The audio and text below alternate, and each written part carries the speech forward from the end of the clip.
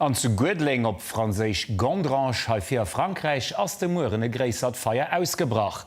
Dat an der Industriezone bei der Firma Suez. Eg 100 Pomschien wären do wennst de ganzen Dach iwwer am Ersatz. Den Timorisee huet Detailer a weiter noch richten.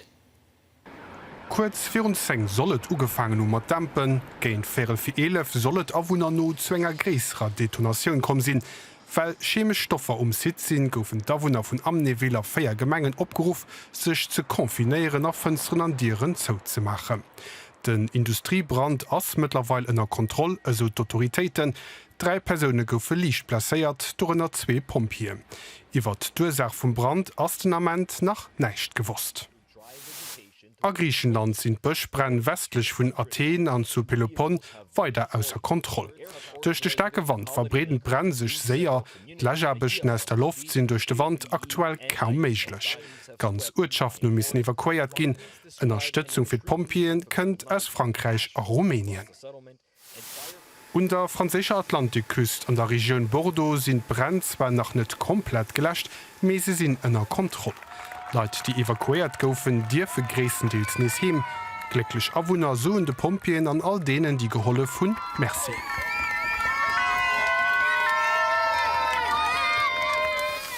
An engem Restaurant am Zentrum vu Moskau komet gesterowen zu enger Explosion.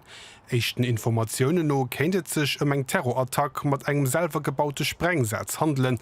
Eng Fra hat probiert heranzukommen, gouf awer vun der Security für unter Dir gestoppt. De Restaurant eso Passanten soll fir eng Privatsware fir e General reservéiert gewicht sinn, 5 Personen kommen entliewen. An Ungarn huet die extrem drëschend lo och Auswirkungen op d'Energieversorgung. Weil de Wasserstand vun der Donau op een historischen Deefstand gefall ass, huet d'Atomkraftwerk Pax duerch de mangtem Kielwasser Sengproduktionioun haut komplett misse stoppen.